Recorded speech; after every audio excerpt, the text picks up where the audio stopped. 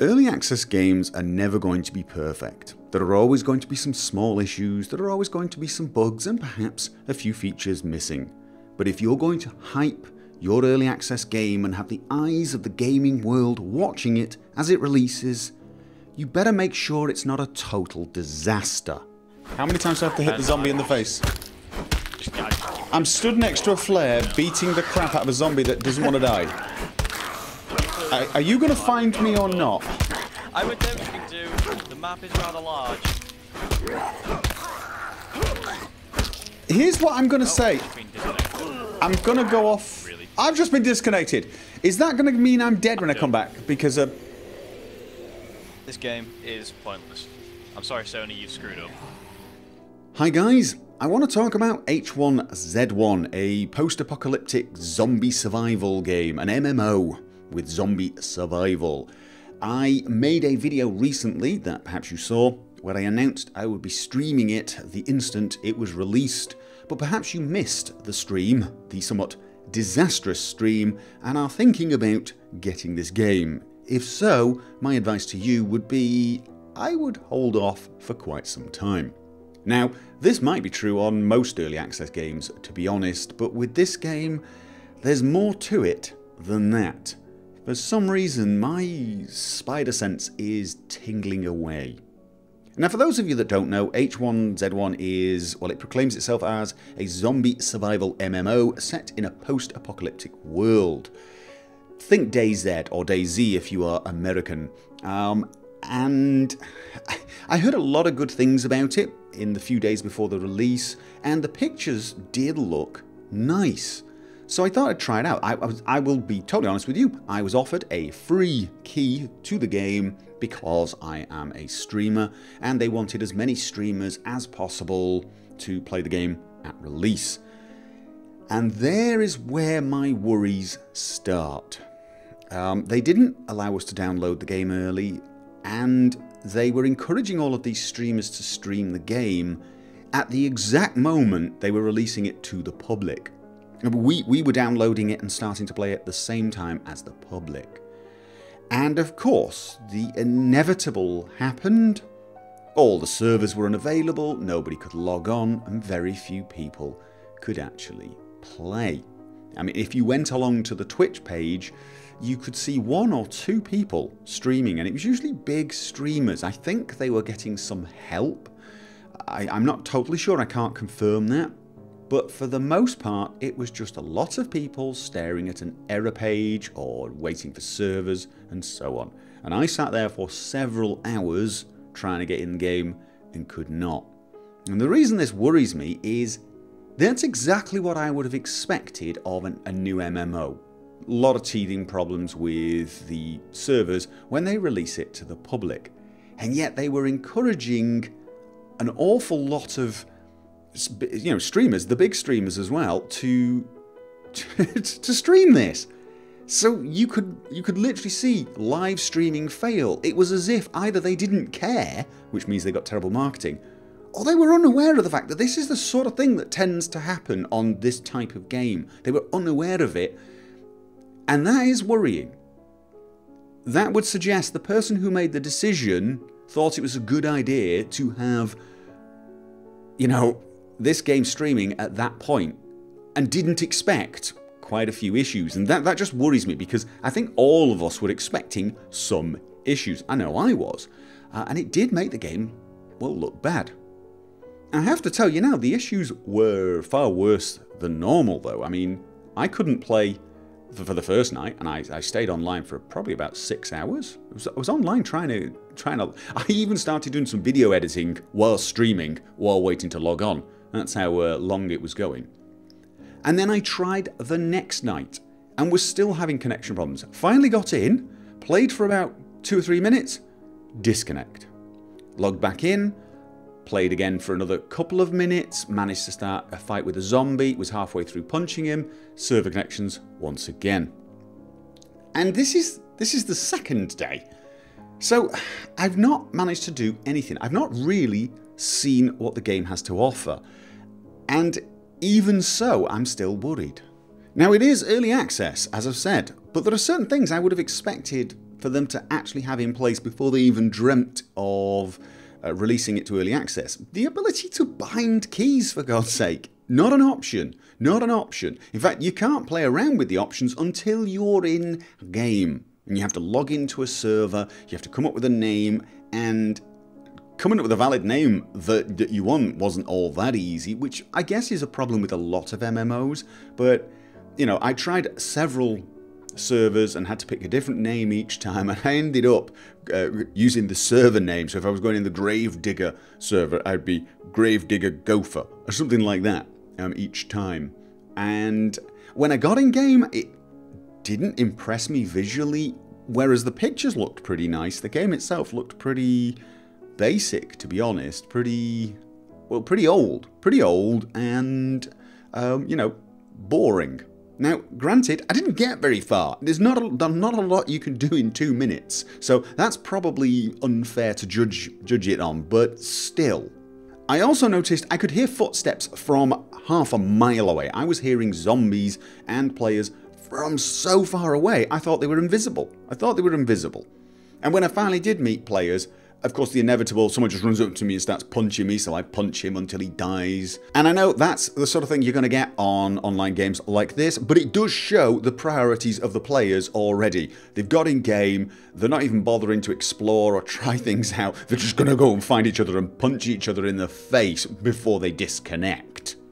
But again, it's early access, first few days. I could almost forgive them that if they had not spent so much energy encouraging us to stream it and stream the fail live. I could probably forgive it.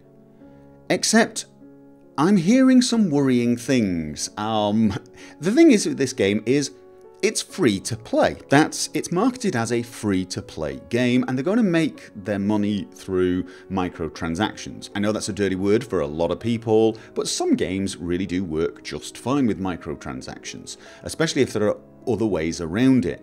But this free to play game is going to cost you $20 or I think $40 to get in early access. Apparently eventually it will be free to play, but right now in early access, this free-to-play game is not free. You have to buy some of these things, some of these microtransactions. And alright, maybe that's because they want you to try out these microtransactions. But still, it's forced upon you. It's a free-to-play game as long as you pay $20 or $40 in advance. This is extremely worrying, but it gets worse.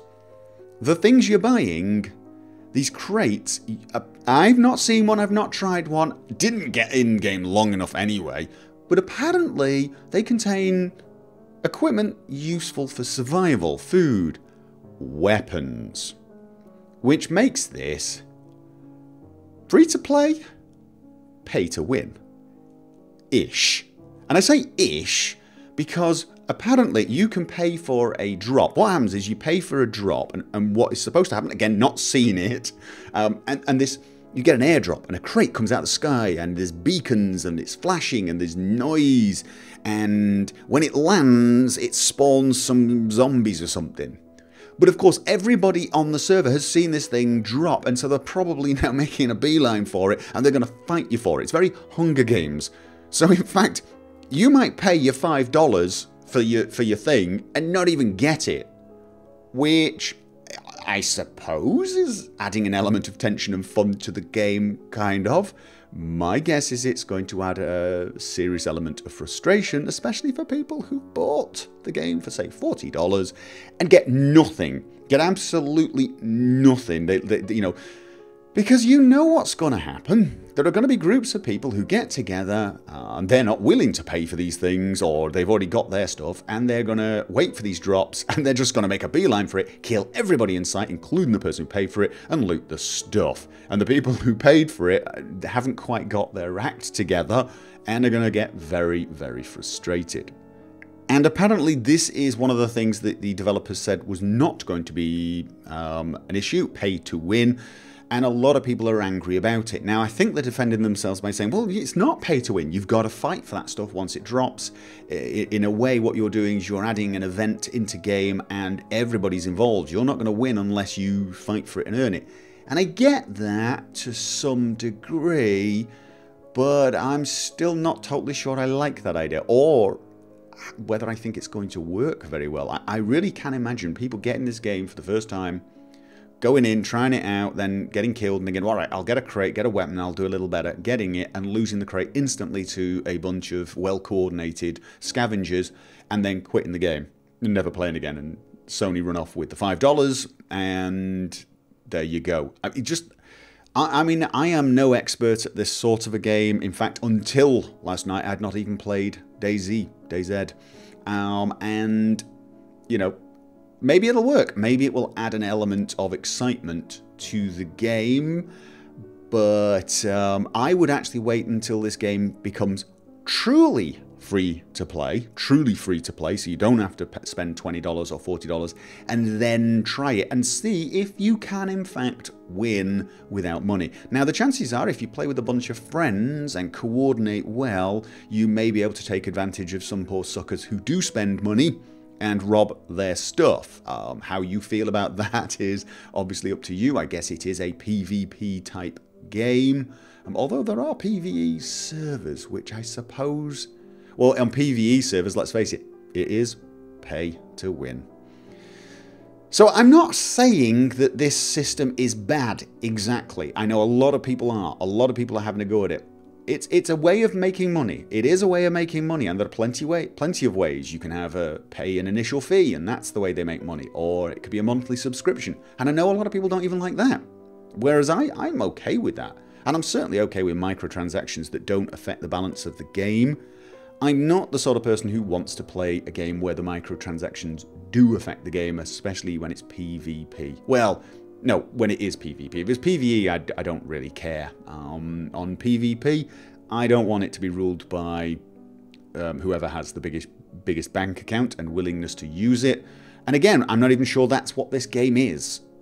I'm just suggesting caution for everyone. This could be a game that's going to annoy you. If you don't like that type of business model, this will definitely annoy you. Now, in contrast, whilst I was streaming, somebody actually gifted me DayZ, and I tried that game out and really did enjoy it. Now that's early access too, although it's much further into the early access process. But I think that's just a, you pay once fee, you get in game and you play. It does seem to be a little slower paced game, but again, can't tell for sure because I didn't get to play H1Z1 very long. But yeah, I quite liked that game. So for all I know, I might like H1Z1 once they get it working correctly, once I can play for more than 2 minutes without crashing. But right now, at this point, I would definitely not be recommending it. So if you're thinking of buying this and joining me in game, I wouldn't. At the moment, I mean, I can't play it at the moment, but if I had a choice between this and DayZ, it's probably at the moment going to be DayZ. Anyway, I thought you should know that. I thought you should be made aware of that. I did try it briefly, and I can't really tell you if it's going to be a good game. I can tell you at the moment, I don't think it is. And the payment model is one that worries me greatly. So, we will just have to see how things turn out. And my advice to any companies out there who are thinking of releasing their game in early access is twofold. Firstly, make sure that the game is playable. It needs to be playable. A few bugs is one thing, but it needs to be playable. And the second thing, do not make a big deal of it. Do not hype it, and do not get the entire gaming world's focus on the release of your game until you know for sure that it is going to work and work well. If early access is something that happens before an alpha or a beta version is actually available, this should not be something you want the world looking at harshly. And trust me, they are always going to look at it harshly, no matter what you say. Sorry if you don't like that. That is a fact of life. That is the reality of the situation. We're willing to forgive quite a lot. We're willing to put up with a lot of bugs. but when you hype it as much as you did, when you get all of these streamers to stream it at the same time, it better bloody well work.